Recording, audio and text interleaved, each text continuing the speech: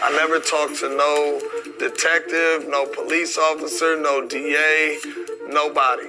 Just arrested and then charged? Arrested and charged, that's it. Was the first time you saw Kamala Harris in person the day that the verdict was issued? She showed up at the two most pivotal times in this first trial, and me being convicted and me being sentenced. She wanted to be present for a celebration of a conviction. That's what it felt like, celebration? A celebration, that's what it felt like. The reactions I get when I tell people my story is, they say it's the worst nightmare. You know, it's the closest thing to dying.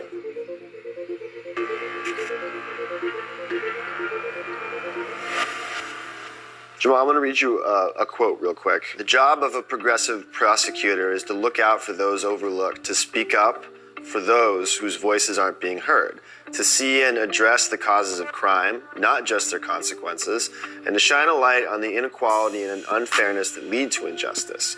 It is to recognize that not everyone needs punishment, that what many need, quite obviously, is help. Kamala Harris wrote that in her book, The Truth We Hold. Does that sound consistent with the with the brand of justice that you saw administered by offices that she was running? It definitely sounds like Kamala Harris right now as a senator. But at the time of her being the head district attorney of San Francisco, that is almost polar opposite of what I felt and what our community felt in San Francisco. So Jamal, where are we? Right now we are in Sunnydale Projects, where I was born and raised at. Now, this isn't a place that you'll want to bring outsiders into, and a place that they don't want to go. This ain't a place that feels comfortable. It feels like you might get robbed, you might get shot. Police were keeping files on you, and your brothers, and other people who were living in Sunnydale from a very young age. They already had me labeled because I'm in this community as a potential gang member, potential killer, potential drug dealer. You gotta wake up to the fact that, you know, things are set up against us. There is a conspiracy. Yes. It happened to you. Exactly. There is proven in court. Absolutely. Places like this have been developed for predominantly African-American people to not be able to succeed beyond it. Yeah. What did you know about Kamala Harris? What did you know about San Francisco having a black DA? Nobody in the hood ever worried or focused on the DA position in general, but people did focus on it just a tad bit, that it was black, and feeling like, okay, this black lady in office, Kamala Harris, she was gonna understand where we come from, you know, and have more of a sympathetic way of prosecuting people that come from our communities who have been plagued with no opportunities. This is Hunter's Point, where these different projects and communities used to really war with each other. Jamal, in July 2007, what's going on in your life at that point? I had recently just came off of I Love New York, and also that's when my friend Sel Kuka got killed. More than a year goes by, and no one's been arrested in the case. You hadn't even been questioned. Haven't even been questioned, no. The police was still, you know, trying to get a conviction by all means necessary. When I was arrested for it, the community knew I didn't do it. And it was here we go again. See, this is why we don't trust, you know, law enforcement, because it gets to a point where somebody who didn't do something goes to jail for it. I don't have no history of crime. What's up, boy?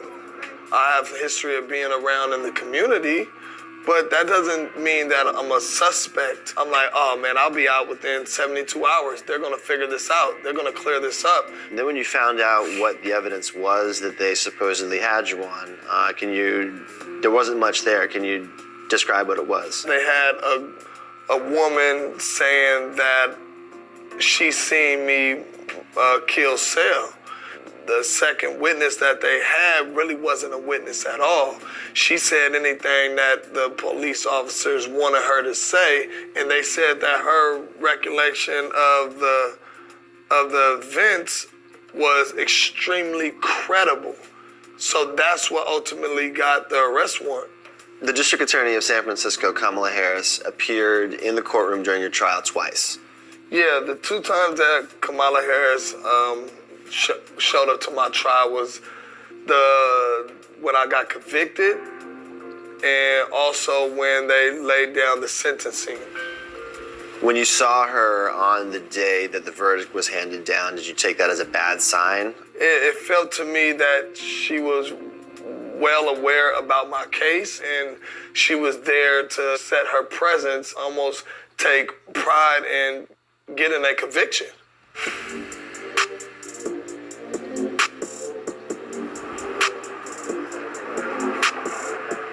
When I put in my appeal, the people that's fighting against my appeal to keep the conviction is the Attorney General office. I learned it reading, their reply to my appeal, and you see Kamala Harris' name at the bottom. And now it's starting to feel a little personal. When you win the $13.1 million, it's a massive settlement. Did you feel like that was enough?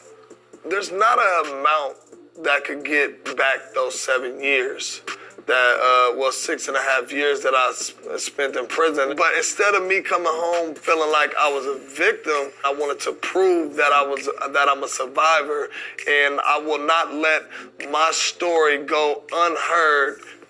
I'm not necessarily saying I'm looking for an apology, but some acknowledgement from her that she could have messed up will be, of course, that'll be huge. You could have made some mistakes. You could have missed some things. For me, it was a big miss. I had life in prison. I've met people in prison that was wrongfully convicted. I want my story to be out to provoke reform ultimately. Beyond that, I want to be able to be who I want to be. I'm an actor, I'm a musician, I'm a father. I'm more than this person that was framed. I'm more than this person that was wrongfully convicted. Okay, I just want to wrap that up. Okay, also, Jamal Trulove, while he was in prison, he was shanked. And to be honest with you, he's being very lenient with Kamala Harris.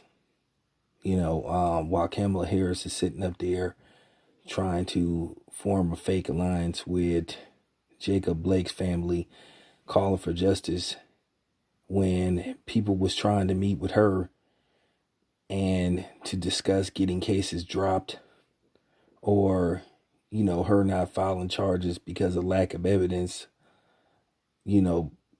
period. She didn't want to talk to him. Kamala Harris had opportunity after opportunity to prosecute rogue cops, but she ignored several complaints about police brutality, primarily black men, unarmed, being shot by the police, and she chose to do nothing. She said that wasn't her job. So, I could go on about Kamala Harris, but this is one of the dudes that she screwed over. This story can be Googled on YouTube. This story could be Googled, or you could go to the YouTube search engine and type up Jamal Trulove, and his story will come up. But I just wanted to further prove my point about Kamala Harris and why you can't trust her. This is your boy Tail Biz. I'm out.